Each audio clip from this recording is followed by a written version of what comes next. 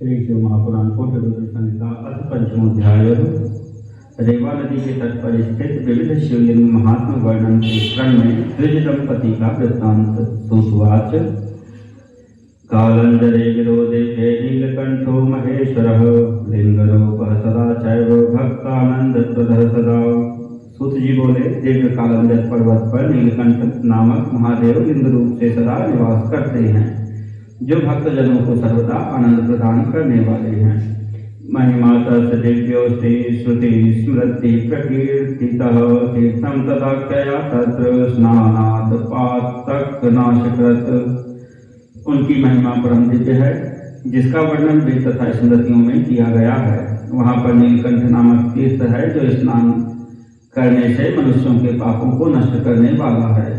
रेवातीरे याति सन्ति शिवलिंगानि सुव्रताः सर्वसौख्यकराणि तेषां संख्या न विद्यते। हे सुव्रतो, रेवा नदी के तट पर जितने शिवलिंग हैं, उनकी गणना नहीं की जा सकती। वे सभी सब प्रकार के सुखों को देने वाले हैं। सा च रुद्रस्वरूपा हि दर्शनात् पापहारिका तस्यां स्थिताश्रये केचित् पाषाणाः शिवरूपिणः। तथापि च प्रवक्ष्यामि यथान्यानि मुनीश्वराः प्रधान शिवलिंगानि मुक्तिप्रदानि च। साक्षात रुद्र स्वरूप वाले व दर्शन मात्र से पापों का नाश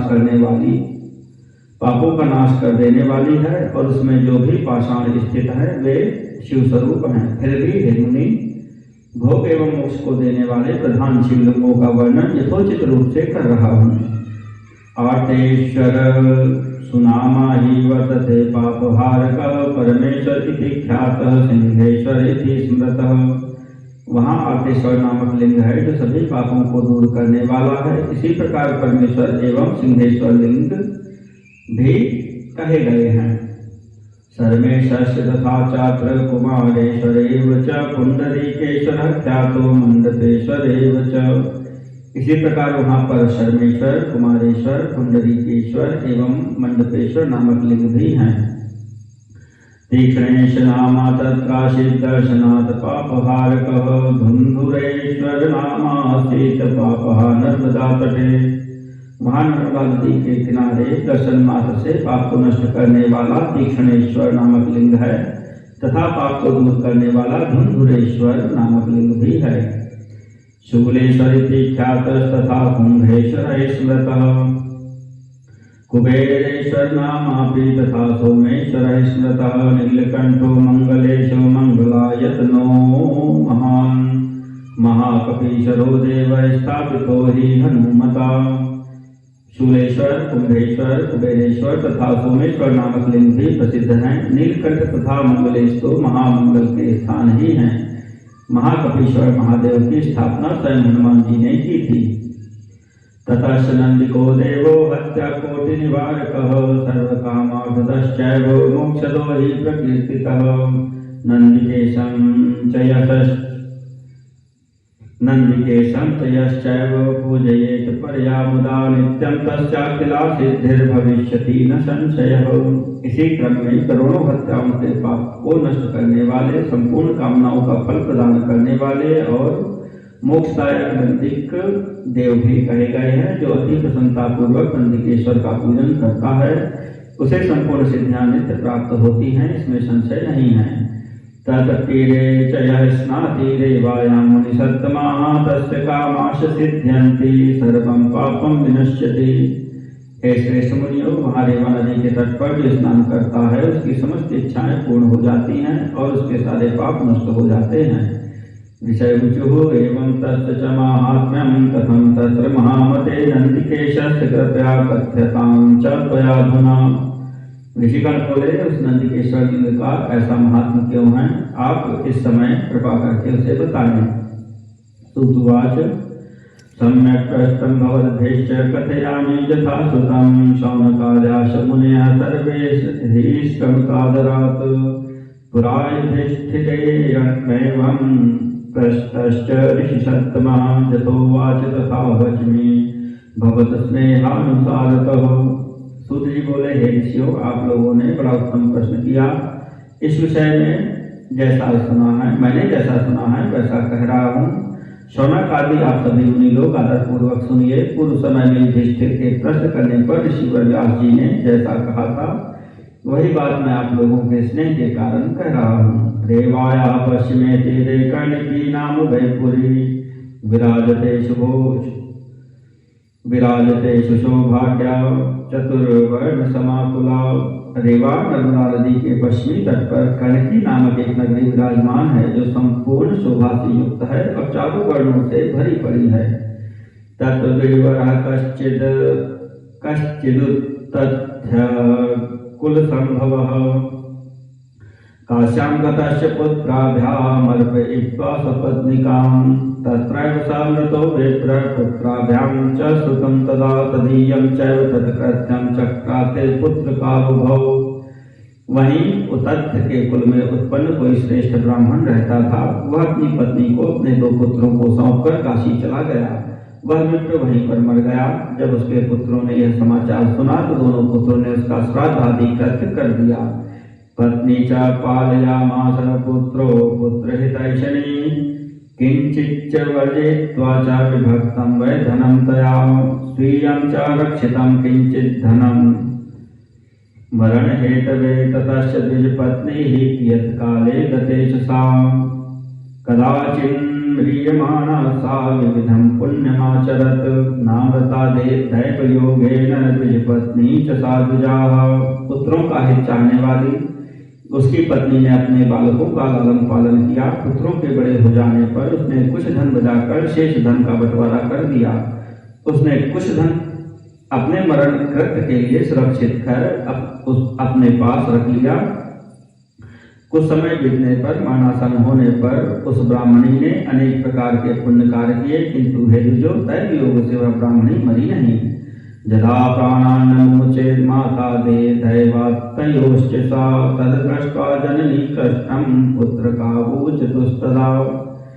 जब दैववश उन दोनों की माता के प्राण नहीं निकले तब माता को उस कष्ट में देखकर उसके दोनों पुत्रों ने कहा, पुत्राबुचतुः किं न्यूनं विद्यते माता कष्टं यद् विद्यते मातर्व्रियतां तद्द्रुतं प्रीत्या तदा वां करवावहे। पुत्र बोले, हे माता, अब किस बात की कमी रह गई है जिससे आपको यह महान कष्ट मिल रहा है? आप शीघ्रता से हमें बताएं, हम लोग प्रेम पूर्वक उसे करेंगे। सुतवाच तच्छ्रुत्वोक्तं तया तत्र न्यूनं मे विद्यते बहु तदेव क्रियते चेत् वै सुखेन मरणं भवेत्। ज्येष्ठपुत्रस्य यस्तस्यास्तेनोक्तं कथ्यतां त्वया करिष्यामि तदेतद्धि तया च कथितं तदा।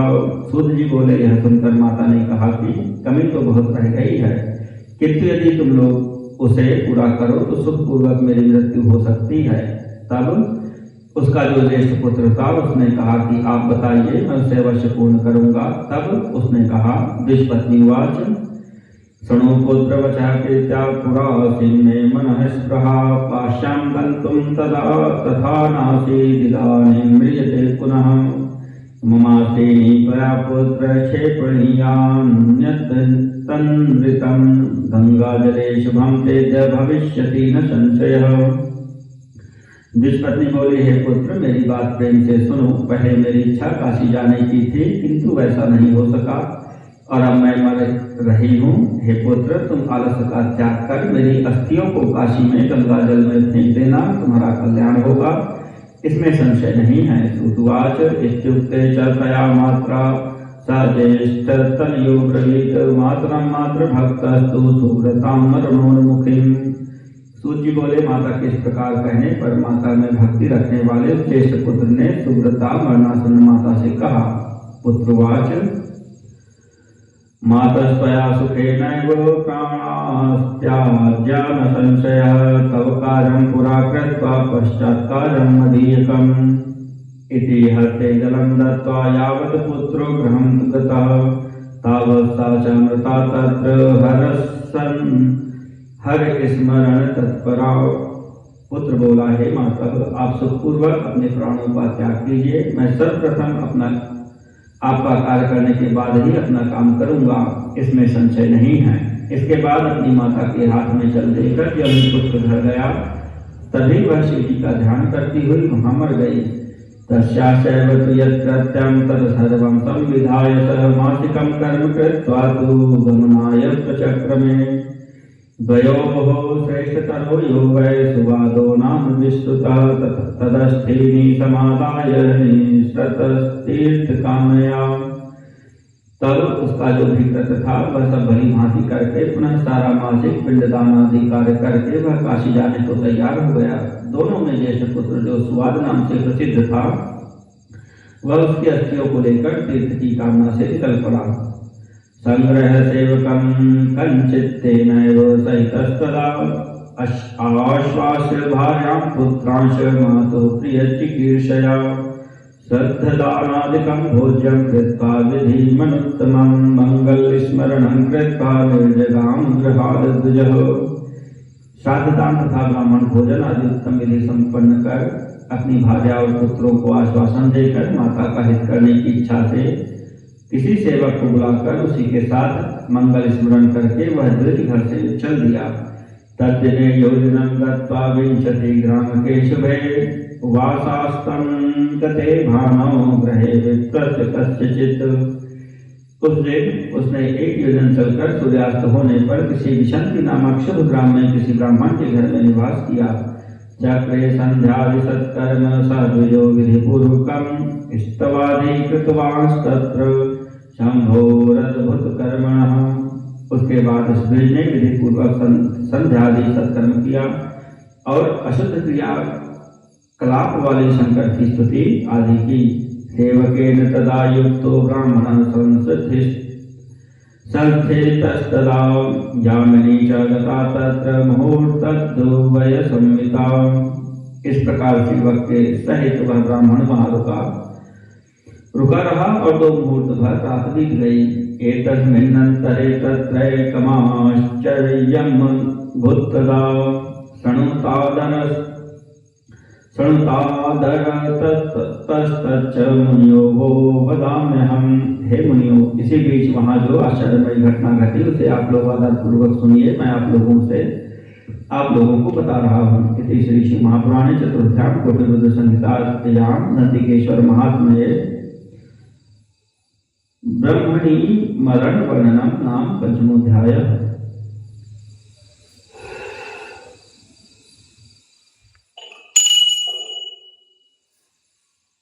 ब्राह्मणी मरण वर्णनम नाम पंचमोध्यायः।